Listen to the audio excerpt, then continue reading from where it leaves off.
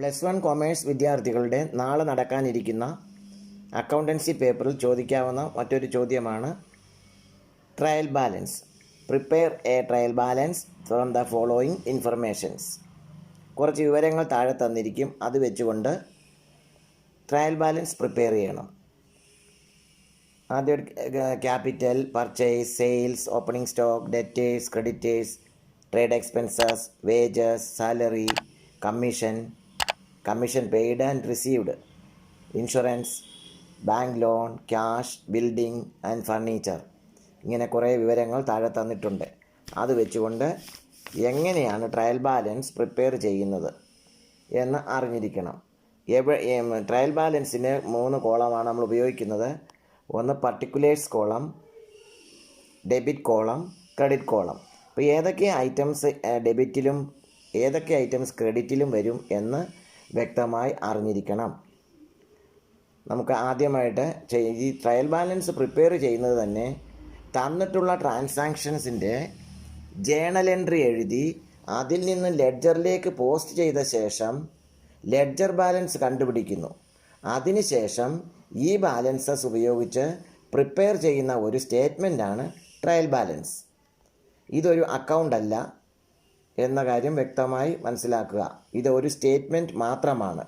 തന്നിട്ടുള്ള ഐറ്റംസിനെ എല്ലാം ലിസ്റ്റ് ചെയ്തുകൊണ്ട് ഒരു സ്റ്റേറ്റ്മെൻറ്റ് തയ്യാറാക്കുന്നു. ഈ സ്റ്റേറ്റ്മെൻറ്റാണ് ട്രയൽ ബാലൻസ്. ഇതിൽ നിന്നുമാണ് trading and profit and loss account കൂടാതെ ബാലൻസ് ഷീറ്റും പ്രിപ്പയർ ചെയ്യേണ്ടി വരുന്നത്. അപ്പോൾ ട്രയൽ ബാലൻസ് എഴുതാനായിട്ട് സെപ്പറേറ്റ് ആയിട്ട് ഒരു ക്വസ്റ്റ്യൻ പ്രതീക്ഷിക്കാം.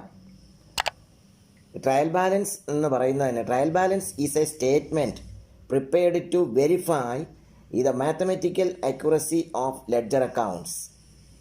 ലെഡ്ജർ അക്കൗണ്ട്സിൽ എന്തെങ്കിലും മിസ്റ്റേക്സ് ഓർ എറേഴ്സ് കടന്നുകൂടിയിട്ടുണ്ടെങ്കിൽ അത് മനസ്സിലാക്കാൻ ഈ ട്രയൽ ബാലൻസ് നമ്മെ സഹായിക്കുന്നു.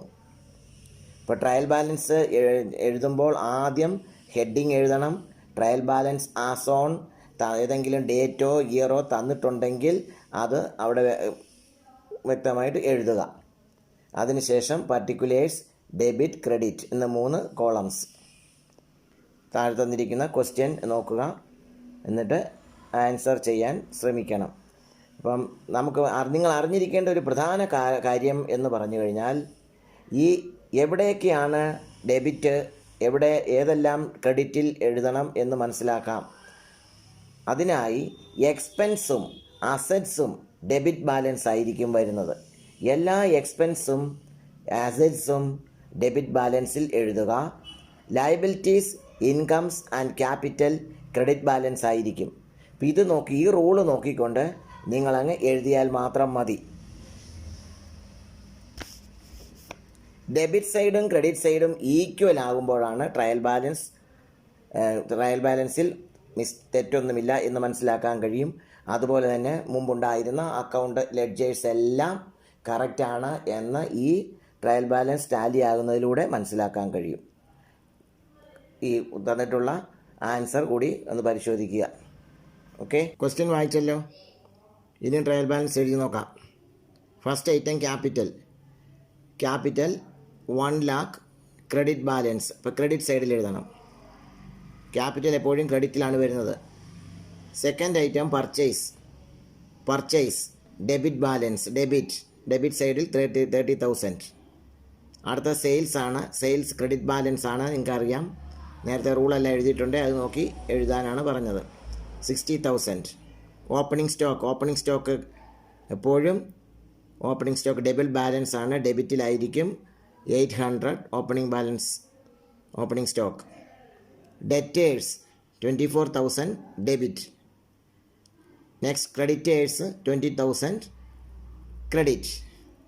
Trade expenses 2,000. എക്സ്പെൻസസ് എല്ലാം ഡെബിറ്റ് സൈഡിലാണ് വരേണ്ടത്. ഇപ്പോൾ trade expense 2,000 debit. Wages 1,000 debit. Salary 11,000 debit. ഇതെല്ലാം എക്സ്പെൻസസ് ആണ്. Commission paid 1,200 debit. And commission received അത് ക്രെഡിറ്റ് സൈഡിലാണ്, 4,000. Insurance is an expense 1,400 debit side. Bank loan എപ്പോഴും അതൊരു ലയബിലിറ്റിയാണ്, അത് ക്രെഡിറ്റ് സൈഡിലാണ്, 16,000.